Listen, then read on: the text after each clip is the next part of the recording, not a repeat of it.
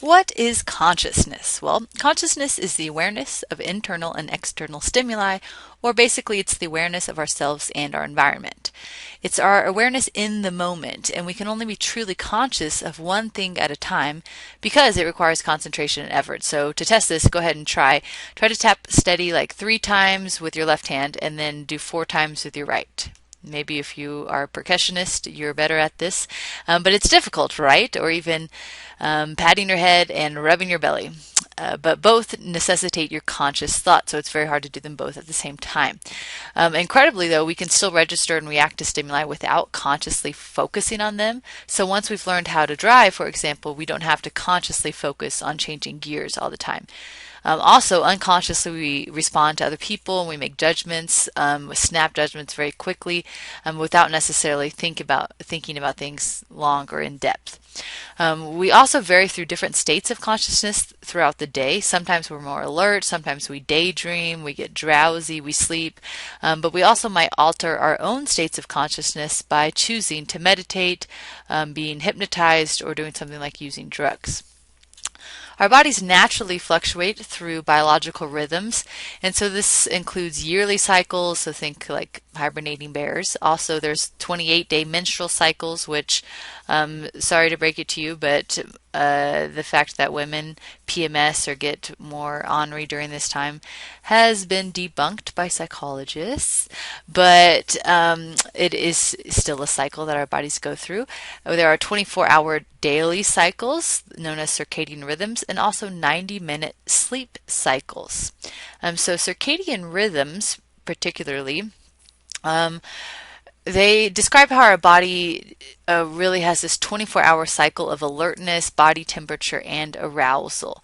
And so our body temperature rises as morning approaches, it peaks during the day, it'll dip in the afternoon, and it'll drop before bed. And so we are most alert and we can perform better at our peak in circadian arousal. So you can actually track your own rhythms, you can take your temperature throughout the day, and you probably already know a time of day that you work best. So hormone secretion, blood pressure, body temperature, and even urine production all have circadian rhythms. So you may even find yourself having to use the bathroom at the same time every day, and this is why.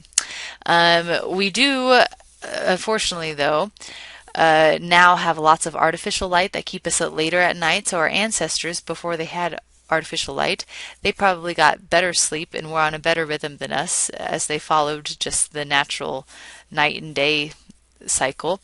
But people most nowadays would be better suited to something like a 25-hour clock instead of 24 hours.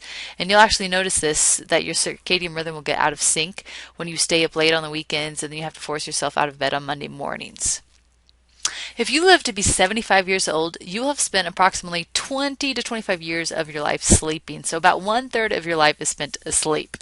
So psychologists want to know about this because think about it, they study mental processes and behavior. Well, they want to study our mental processes and behavior even while we sleep. So you might have heard things like sleepwalkers are just acting out their dreams, or some people dream every night, but I never have dreams. Well, these things have actually been proven false by psychologists.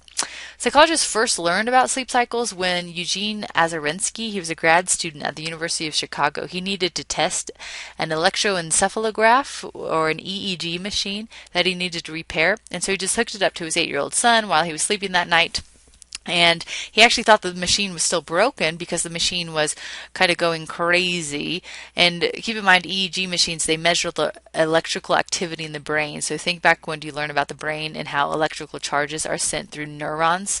Well, he noticed that the electrical activity would really speed up at different times during the night, but then he noticed it was occurring in a pattern about every 90 minutes. And sure enough, he discovered rapid eye movement sleep, or REM sleep, and further research showed that we actually pass through these distinct stages. And so you can see this here. This shows us this 90-minute cycle where at the beginning of the night we're more in a deep sleep, and then we experience REM sleep about every 90 minutes. When we're awake, we exhibit beta brain waves, but as we start to get drowsy, the waves start to change to alpha waves. Then, without even realizing it, we slip into sleep, and we have theta brain waves. One really cool study by William Dement observed this transition between the slow alpha waves and the theta waves that characterize actually being asleep. So what he did is he asked a sleep-deprived young man, he said, don't fall asleep no matter what. And he asked him to lie on his back with his eyelids taped open, and then he was told to press a button every time that a strobe light flashed into his eyes, which was about every 6 seconds. After a few minutes, he missed one of the flashes, and they asked him why, and he said there was no flash. But there was a flash, and he had missed it because he had fallen asleep, even without him knowing, just for 2 seconds, and he had missed it. And so researchers can see that moment when we fall into sleep just by observing our brain waves. But during stage 1 sleep, some of our muscle tone is lost, as well as most of our awareness of the environment. And so some people might have a sudden jerk or a twitch or something like that, or even some hallucinations during this first stage of sleep. During stage 2, our muscular activity is slowing down even more, and we're really not aware of the environment at all. And so this is about half of the time that we are actually asleep, and this type of sleep is characterized by a rapid burst of brain activity known as sleep spindles.